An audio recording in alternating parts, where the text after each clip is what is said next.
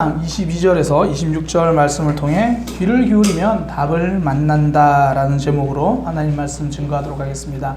귀를 기울이면 답을 만납니다. 코로나19 바이러스 이야기를 언제쯤 안 하게 될까요? 날이 따뜻해졌는데도 여전히 기승을 부립니다. 그러니까 우리는 치료제와 백신이 개발될 때까지 좀 지루한 싸움을 하게 될 것입니다. 그 기간 동안 우리의 건강도 또 경제적인 또 부분도 또 신앙도 잘 지켜 나가야 할 것입니다. 그 이유 중에 하나가요, 치료와 백신의 개발은 시간이 걸리기 때문입니다. 그러니까 치료제와 백신, 바이러스를 파괴하는 약을 개발하는 것은 사실 그렇게 중요하지 않아요. 중요한 건 임상실험입니다. 어떻게 그 약이 사람들에게 적용될 때 부작용이 없을 수 있을지, 어떻게 사람에게 그 약이 잘 이렇게 효과를 나타낼 수 있을지, 그러니까 부작용 없기 위해서 꼼꼼하게 점검하는 임상 실험이 필요합니다. 이건 하루 이틀 만에 되는 건 아니거든요. 보통 1년, 정말 짧게 잡아도 이제 그렇게 합니다. 그러니까 시간이 필요하죠. 왜냐하면 생명을 이 불확실성에 맡겨둘 수는 없거든요. 우리 주변에는 없겠지만 예전에도 그런 얘기 많이 듣잖아요. 도박에 빠진 사람들. 우리 보면 좀 안타까워합니다. 왜냐하면 불확실한 상황 속에 인생을 던져버렸기 때문입니다. 그러니까 정당한 노력이 아니라 불확실한 확률에 인생을 던지니까 결국은 망하게 되잖아요. 근데 재밌는 게 진짜 프로 도박사들은요, 불확실한 확률로 도박하지 않는다라는 거예요. 좀 오래된 드라마인데 2003년도에 굉장히 유명했던 드라마 올인이라는 드라마 있었잖아요. 아마 우리 어른들은 아마 아실 건데, 그 드라마의 주인공 이병헌, 그 이병헌이 원래 롤 모델로 됐던 사람이 있습니다. 그 차민수 씨인데요, 세계 포커 대회 챔피언 출신입니다. 한마디로 프로 도박사거든요. 근데 이 사람은 이 포커를 칩 존슨 교수라는 사람, 교수한테 배운 거예요. 그러니까 미국의 포커 전문가에게 배웠습니다. 그가 하는 말이 포커는 수학이다, 그렇게 말해요. 상대방의 표정을 읽고 마음을 읽는 거, 이런 것도 중요하지만 더 중요한 것은 내가 가진 패, 상대방이 드러난 패를 보면서 지금 안에 들어있는 카드가 어떤 카드일까 수학적으로 계산하고 확률을 계산한다라는 거예요. 그러면서 어떻게 당신은 그렇게 세계 챔피언까지 될 수 있었습니까? 라는 질문에 이렇게 대답을 했습니다. 1% 정도 유리하다면 저는 큰 승부를 하지 않습니다. 그런데 계산을 해봤을 때 60% 확률로 이건 내가 이길 것 같다 싶으면 무조건 올인합니다. 그러니까 60%밖에 안 되는데, 그러니까 실패할 확률이 40%나 되는데 올인한다는 게 이해가 안 되는 거예요. 그래서 과연 그렇게 했는데도 어떻게 1위 할 수 있습니까? 그때 대답이, 프로는 승부를 1년 단위로 계산합니다. 그러니까 60%를 1년에 계속 동일하게 하면 반드시 1년이 지났을 때 충분히 많은 돈을 따게 된다는 거죠. 프로도요, 프로는 도박을 불확실한 운에다가 걸지 않아요. 치밀하게 계산하고 공부해서 해요. 그런데 어떤 학생들은 공부를 불확실한 운에 거는 학생들이 가끔씩 있어요. 시험 기간 때도 공부하지 않거든요. 그러다 나중에 이제 시험 기간 2, 3일 앞두면 어떻게 하냐면 선택을 해요. 앞부분을 공부할 것인가, 뒷부분을 공부할 것인가, 둘 중에 하나는 나오겠지. 그러니까 공부를 하지 않고 불확실한 운에서만 맡깁니다. 그러니 망하죠. 학생들만 그러는 게 아니라 장사를 시작하시는 분들 중에서도 공부를 하지 않고 그냥 시작하시는 분들이 의외로 많아요. 일단 시작하면 어떻게든 되겠지. 그러니 어떻게 해도 힘들어집니다. 이전에 제가 백종원 대표가 창업에 대해서 이야기한 인터뷰를 봤는데요. 그 중에 참 인상 깊었던 내용이 있었어요. 그 중에 하나가 기억나는 게 뭐냐면, 음식 장사를 시작하려면 잘 되는 집에 가보지 말고 잘 안 되는 집, 동네 평범한 집, 칼국수 맛집을 가지 말고 동네에 있는 칼국수 집을 가보라는 거예요. 그 모습이 대부분 내가 겪게 될 모습이라는 거예요. 왜냐면 개업하고 2, 3일간은 친척 오고 아는 사람 오고 개업이라서 오는데 일주일만 딱 지나면 파리하고 씨름을 해야 되거든요. 그러니까 그때 그 모습, 막상 잘 안 되는 것 같은 집에 가서 먹어보면 생각보다 맛이 또 나쁘지 않거든요. 그런데 왜 안 될까? 어떻게 하면 장사가 잘 될 수 있을까 생각해보고, 그럼 과연 그 방법대로 하면 나는 될 수 있을까? 그렇게 생각하면서 자기 미래가 보인다는 거예요. 그러니까 너무 불확실한 속에 그냥 자신을, 삶을 걸지 말라는 거예요. 다 계산해보라는 거죠. 사사기 성경을 보면요, 계속 망하는 이야기가 많이 나오거든요. 하나님을 떠나서 계속 고생하는 이야기. 미디안이 공격해서 고생하고, 블레셋이 공격해서 고생하고, 그러면 뭔가 대안을 찾아야 되잖아요. 근데 계속 같은 패턴으로 고생을 해요. 그러니까 사사기 이스라엘 백성들을 보면 꼭 장사가 망하는 사장님들, 꼭 그 모습이에요. 그러니까 앞에서 좀 장사를 하다가 망했으면 거기서 배워야 되잖아요. 내 앞에서 고생하는데 똑같이 우상 숭배하고, 앞에서 고생하는데 똑같이 하나님을 떠나 살고, 계속 불확실한 속에서 그냥 던져놓는 거예요. 거기서 뭔가 답을 찾을 생각을 안 하고 계속 똑같이 방황하는 거예요. 구약에 나타난 이스라엘 백성들의 모습이 그래요. 우상 숭배하다가 고생하고, 강대국 의지하다가 배신당하고, 하나님을 붙들어야 하는데 어떻게든지 그 생각 빼고는 다 하는 것 같아요. 계속 고생을 하죠. 그러니까 하나님이 선지자를 보내서 계속 말씀하시는데 듣지를 않아요. 망하는 사람들의 공통점, 들어야 할 말을 듣지 않습니다. 이 중국 역사에서 자주 비교되는 두 사람, 유방하고 항우인데요. 둘이 싸워서 결국 유방이 이겨서 그러니까 한나라를 세웁니다. 근데 이 둘의 결정적인 차이는 힘이 아니라 귀예요, 귀. 이 유방에게는 장량이라고 하는 뛰어난 책사가 있었습니다. 그 유방은 항상 장량이 하는 말을 귀담아 듣고 그대로 행동했어요. 그런데 항우에게도 이 범증이라고 하는 굉장히 뛰어난 책사가 있었습니다. 그런데 중요한 거는 항우는 범증의 말을 귀담아 듣지 않았어요. 이 범증이 보니까 항우가 이 나라를 세우는데 결정적인 방해를 할 사람이 이 걸림돌이 유방이라는 걸 알아채린 거예요. 그래서 유방을 죽일 수 있는 타이밍에 지금 죽여야 됩니다. 지금 죽이지 않으면 반드시 우리가 당하게 됩니다. 그런데 항우가 그 말을 듣지 않아요. 들어야 할 말을 듣지 않으니까 끝내 패배하고 맙니다. 결국 그 둘의 승패는요, 귀에서 달렸습니다. 들어야 할 말에 귀 기울이지 못하니까 망하는 거예요. 우리의 영혼, 우리의 인생, 들어야 할 말에 귀를 기울여야 인생의 답이 열린다라는 겁니다. 오늘 본문 내용을 한 줄로 요약하면요, 예수님의 말씀 들으라, 그 이야기예요. 모세도 말했지 않냐? 하나님이 이후에 세우실 그분의 말을 들어라. 그분이 예수님이거든요. 23절에도 그 한 선지자 예수님 이야기합니다. 누구든지 그의 말을 듣지 않으면 멸망한다. 어떻게 하면 인생을 제대로 살 수 있습니까? 여기저기 불확실함 속에 기웃거리지 말고 예수님의 말씀을 들으라. 그 말씀에 귀를 기울여야 답을 찾는다는 거예요. 답을 만나는 거죠.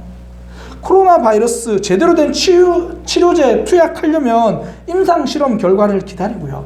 장사에서 망하기 싫으면 백종원 대표한테 가서 물어보고요. 나라의 흥망성쇠를 알려면 역사를 통해 배우고요. 인생의 답을 찾으려면 예수님의 말씀에 귀를 기울여야 합니다. 귀를 기울이면 답을 만나는 거예요. 그러니까 성도는 귀가 밝은 사람입니다. 우리가 하나님의 말씀에 귀를 기울일 때 답답한 삶의 답이 보이게 됩니다. 사람과의 관계도 미래도 불확실성이 너무 많잖아요. 신앙생활 똑바로 걷고 싶은데 비틀거릴 때가 더 많습니다. 그때 말씀에 귀를 기울이면 바로 설 수 있습니다. 바른 결정할 수 있습니다. 말씀에 귀를 기울인다는 것 도대체 무엇일까요? 말씀이 삶의 기준이 되는 것. 그게 말씀에 귀를 기울인다는 거예요. 그러니까 말씀을 내 삶의 기준으로 정한다는 거, 이게 귀를 기울이는 삶이거든요. 베드로가 이렇게 말해요.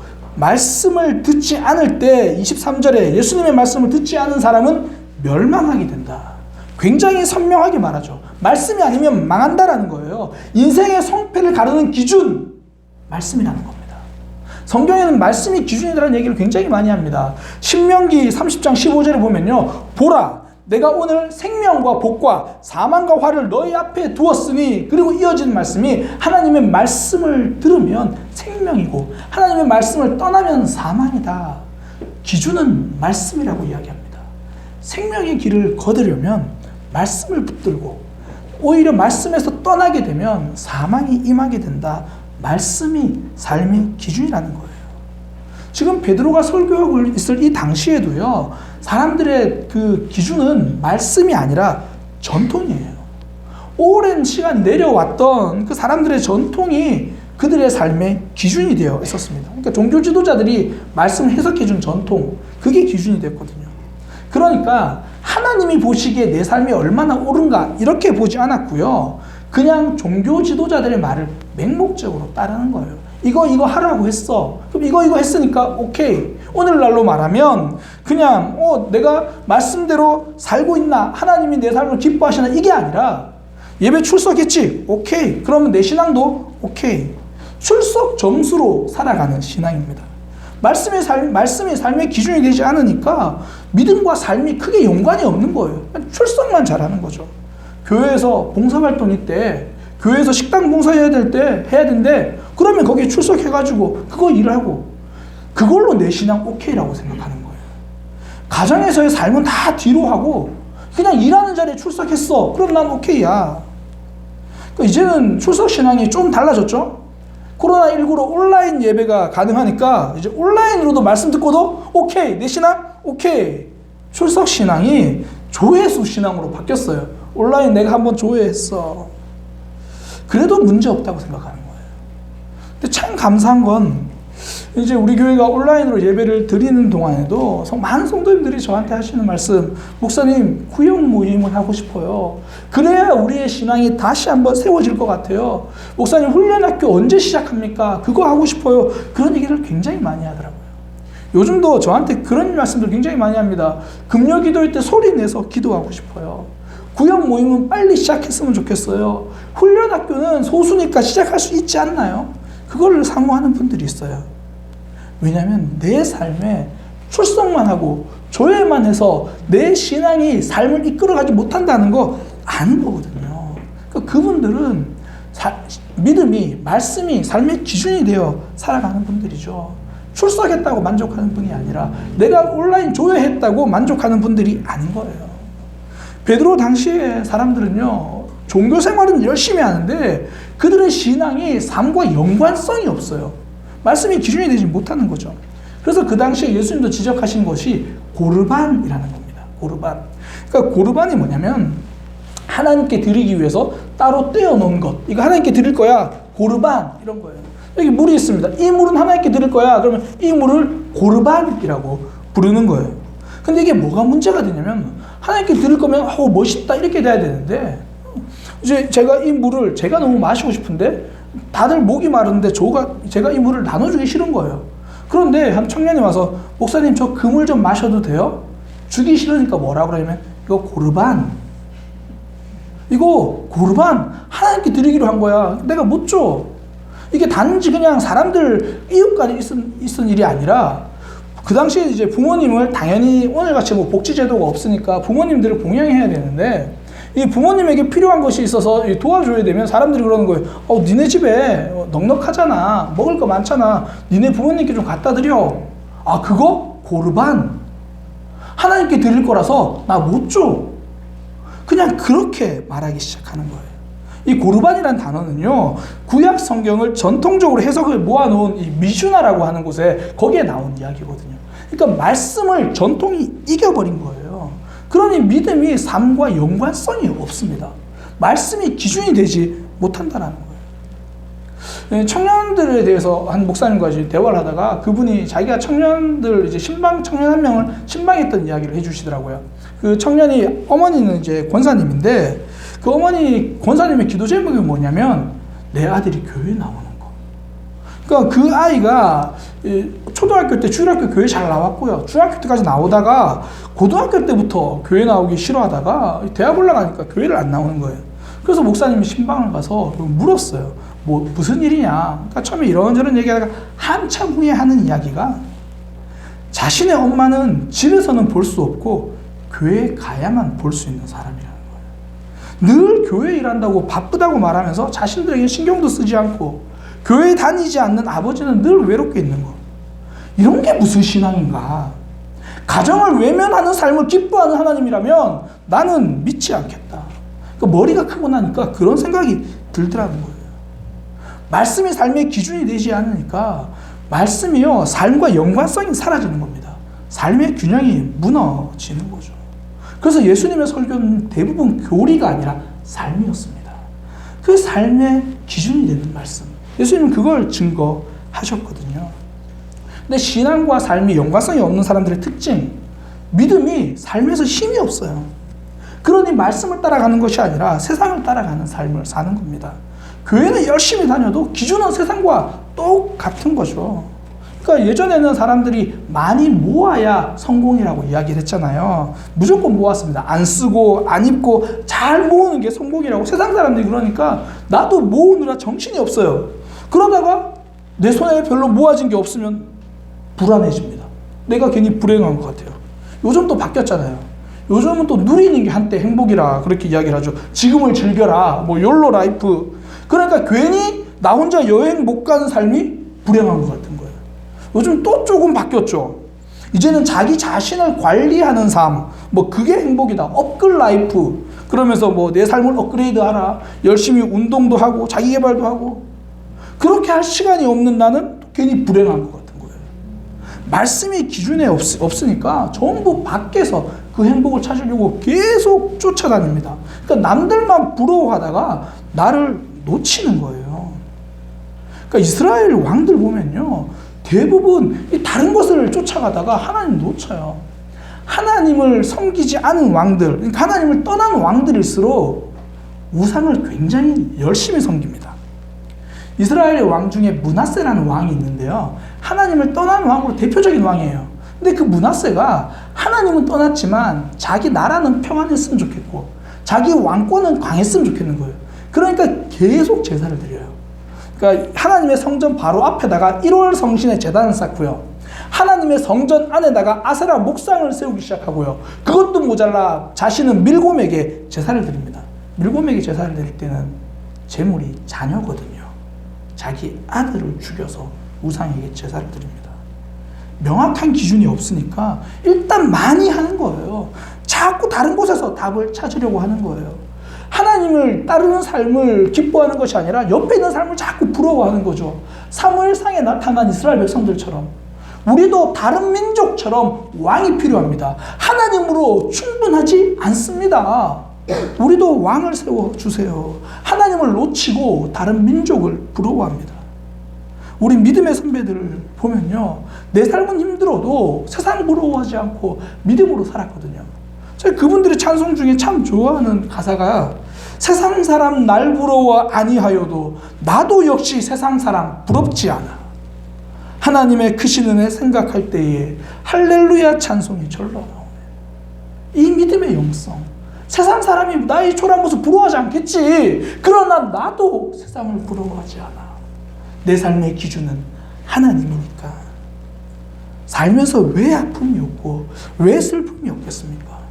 믿음의 길이 왜 외롭게 느껴질 때가 없겠습니까? 그래도 세상 사람 부러워하지 않겠다. 아니, 부러워하지 않는다. 잘 사는 것은 많이 가진 것이 아니라 하나님께 붙잡힌 삶이다. 기준이 분명하니까 말씀에 힘이 있는 거예요. 말씀이 삶의 힘이 되는 겁니다. 환경의 변화에 무너지지 않는 거예요. 환경에서 답을 찾지 않는 겁니다. 최근에 한 집사님이 저한테 그런 얘기를 하시더라고요. 목사님, 코로나 이후에 신앙생활 좀 약간 이렇게 나태해지고 무너져서 삶에 힘이 없어요. 그분의 이야기를 들었는데요, 삶의 환경은 동일해요. 동일한데 지금 내가 하나님께로 더 가지 못하니까 삶이 힘들다는 거예요. 저는 그 고백을 들으면서 오히려 되게 감사했어요. 보통 사람들은요, 좀 내가 지금 내 몸이 힘들고 마음이 힘들면 기가 막히게 이유를 환경에서 찾아요. 그러니까 별로 안 다른데도 눈빛이 달라졌다는 거예요. 사람들이 말하는 게 달라졌다는 거예요. 근데 그분은 문제가 신앙 때문이다 그렇게 말하더라고요. 말씀이 삶의 기준이 되니까 다른 것에 눈 돌리지 않고 내가 오로지 하나님 향해 가려고 하는 거. 그러니까 믿음과 삶이 연관성이 있는 거예요. 하나님께 귀 기울인 삶 어떤 겁니까? 말씀이 기준이 되는 삶입니다. 말씀이 우리 삶에 연관되어서 그 힘 붙들고 살아가는 삶입니다. 또 하나, 말씀에 귀를 기울이는 삶. 하나님의 말씀을요, 의견이 아니라 결론으로 듣는 삶입니다. 말씀을 많은 이야기 중에 하나의 의견으로 듣는 게 아니라 내가 따라야 할 최종 결론으로 그 말씀을 받아들이는 거예요. 오늘 베드로의 설교를 보면 예수님이 구약 성경의 가르침의 결론이다 그렇게 말해요. 사무엘 때부터 이어 말한 모든 선지자도 이때를 가리켜 말한 것이다. 예수님의 사역, 예수님의 삶, 예수님의 가르침이 바로 삶의 결론이다. 그러니까 귀를 기울인다는 것은요, 예수님의 말씀을 유일한 결론으로 듣는 겁니다. 요즘은요, 답이 없어서 힘든 시대가 아니라 답이 많아서 힘든 시대입니다. 음식점 하나를 결정하려고 검색을 해도요, 전부 다 맛집이래요. 지난 목요일이 부부의 날이었잖아요. 5월 21일. 제가 이제 아내에게 뭘 해줄까? 사실 해줄 수 있는 게 별로 없어서 제가 선택한 게 뭐냐면, 아내가 밥을 안 해도 되도록 만들어주자. 제가 그렇게 생각했어요. 물론 거기다 대고 제가 밥을 하면 아내가 일이 더 많아집니다. 그래서 제가 나가서 먹자. 그랬죠. 아내에게 이제 음식점을 정하라고 이야기를 했어요. 긴급 재난지원금 덕분에 제가 요즘 힘주고 살아갑니다. 근데 돈이 있어도요, 결정이 힘들더라고요. 장안동 맛집이라고 치면 여기 있는 음식 다 맛집이라고 떠요. 인터넷에 다 맛집이래요. 답이 너무 많아요. 그러니까 답이 안 돼요. 물건 하나 사려고 해도요, 뭐 고구마 하나 사려고 고구마 검색해보세요. 저는 고구마 종류가 그렇게 많은지 몰랐어요. 고구마 종류 많죠, 크기 많죠, 가격 많죠. 그렇다고 무작정 싼 거 사려니까 맛없을 것 같고, 이게 물건 하나 살 때도 쉽지 않아요. 근데 저는 저만의 노하우가 하나 있어요. 저희가 물건을 사야 되면, 특별히 다른 건 몰라도 전자제품을 사야 되면요, 스마트폰을 딱 켜요. 그리고 검색을 하는데 인터넷으로 검색하는 게 아니라 전화번호를 하나 검색해요. 김현수 딱 쳐요. 그리고 전화를 딱 걸어요. 이제 김현수 목사님 전화를 받거든요. 김현수 목사님의 특징이 뭐냐면 꼼꼼해요. 신중하거든요. 물건을 하나 사도 이것저것 다 알아보고 다 따져보고 대충 고르는 법이 없어요. 쉽게 고르는 법이 없어요. 저는 사야 되면 뭐 짧게 고민하면 3분, 길게 고민하면 30분이거든요. 김현수 목사님은 짧게 고민하면 3일, 길게 고민하면 30일. 그러니까 제가 뭐 사야 될 게 있으면 일단 전화를 해요. 제가 예전에 같이 있을 때도 그랬어요. 혹시 너 지금 면도기 뭐 써? 아, 이거 써. 모델 좀 알려줘. 그거 주문하면 돼요. 예를 들어 제가 노트북을 사야 되잖아요. 그러면 전화해서 물어요. 혹시 최근에 노트북 산 적 있어? 있다 그러면 모델 명만 알려달라 그러면 돼요. 그냥 그거 사면 돼요. 다른 사람 의견 잘 안 물어요. 그냥 김현수 목사님 의견이 결론이에요. 제가 신뢰하기 때문이거든요. 신뢰하면 그 결정에 따릅니다. 하나님을 신뢰하면 말씀을 결론으로 받아들입니다. 삶에서 선뜻 순종하지 못한 이유가 무엇입니까? 하나님의 뜻보다 내 계획이 좀 더 좋아 보이거든요. 하나님의 뜻대로 하면 내가 고생할 것 같고 내 계획대로 하면 행복할 것 같거든요. 그러니 하나님의 말씀을 결론으로 받아들이는 게 아니라 그냥 수많은 의견 중에 하나로, 조언으로 받아들이는 거죠. 하나님의 말씀을 신뢰할 때 그 말씀을 최종 결론으로 받아들이게 되어 있습니다. 저에게도 가끔 주변에서 고민이 있거나 답답한 문제가 있으면 찾아오거나 연락하시는 분들이 있어요. 한참을 이제 대화하다가 제가 생각한 답을 이제 알려줍니다. 그러면 굉장히 감사하게도 그 답을 또 잘 따라서 붙들고 살아가시더라고요. 그래서 제가 한 번은 물어봤어요. 내가 이렇게 답을 이야기해주면 혹시 그게 간섭이나 불필요한 충고처럼 느껴지지 않나? 흔히 말하는 왜 꼰대들의 잔소리처럼 들리지 않냐? 제가 그렇게 물어봤어요. 그랬더니 하는 말이, 목사님의 마음을 알기 때문에 그렇게 느껴지지 않아요. 저를 위해서 하시는 말씀이라는 걸 알기 때문에 그 말이 답으로 들려요. 물론 제가 하는 말의 내용도 잘 납득이 되어야겠지만 무엇보다 신뢰되기 때문에 그걸 최종 결론으로 내 삶의 답으로 듣는다라는 거죠. 그래서 저도 사실 저한테 상담 오시는 이야기하는 분들에게요, 사실 두 가지로 답을 해드리는 경우가 많아요. 그러니까 저를 전적으로 신뢰하고 물어보는 사람들에게는 솔직하게 그 삶에 필요한 답을 이야기해줘요. 반면에 이미 자기 생각 가지고 오는 분들이 있거든요. 이미 자기 생각 가지고 오는 분들이 있으면 바로 답을 해주기보다 다시 물어요, 제가. 그래서 어떻게 생각하냐고. 일단 그 사람의 생각을 알아야 돼요. 아무리 좋은 답도 내가 자기 생각이 먼저 있으면요, 답이 되지 않습니다. 바리새인들이 그랬거든요. 예수님이 하나님의 말씀을 아무리 가르쳐 주셔도 받아들이지를 않아요. 계속 예수님하고 논쟁하고 자기 의견 주장하고 하나님의 아들인 예수님의 말씀도 받아들이지 않는 거예요. 나사렛 목수의 말에 무슨 권위가 있느냐? 예수님을 하나님의 아들이라고 받아들이지 않으니까 그 말씀이 그 속에 힘이 되지 않습니다. 그래서 베드로가 하는 말이 그거잖아요. 예수님은 모세가 예언한 분이고 하나님이 아브라함을 통해서 약속하신 그 약속의 성취를 하시기 위해서 오신 분이다. 그러니까 예수님의 권위를 알려주는 거죠. 우리가 말씀을 순종할 수 있는 이유, 그 말씀이 최종 결론이라고 따를 수 있는 이유, 다른 게 아니에요. 하나님이 나를 위해 준비하신 가장 좋은 것이다. 그것을 신뢰하기 때문입니다. 그러니 우리가 하나님을 신뢰하면 최종 결론으로 받아들이는 거죠. 하나님의 말씀에 귀를 기울인다는 것, 하나님이 주신 해결책을 나를 위한 것이다라고 신뢰하고 최종 결론으로 받아들이면 그것이 받아들이는 삶, 그것이 말씀에 귀를 기울이는 삶이죠. 저는 이 성경에서요, 참 고생한 사람 한 명 꼽으라 그러면 다윗이라고 생각합니다. 그의 삶을 보면 불확실성이 너무 많았어요. 그러니까 사울 왕에게 쫓겨서 동굴에서 지내고 때로는 다른 나라로 망명 가야 하고 모든 걸 다 포기하고 싶을 생각도 많거든요. 근데 다윗이 무너지지 않아요. 늘 하나님의 말씀에 귀를 기울이며 살았던 사람이기 때문입니다. 말씀이 그의 삶의 기준이 되었고요. 말씀은 언제나 그의 삶의 결론이 되었습니다. 그래서 하나님께 힘들 때면 하나님께 부르짖었고 하나님께 기도했습니다. 그가 하나님께 음성을 들으려고 그렇게 하나님께 집중하니까요, 하나님도 그의 말에 집중해 주셨고요. 하나님은 그의 신음에 귀를 기울여 주셨습니다.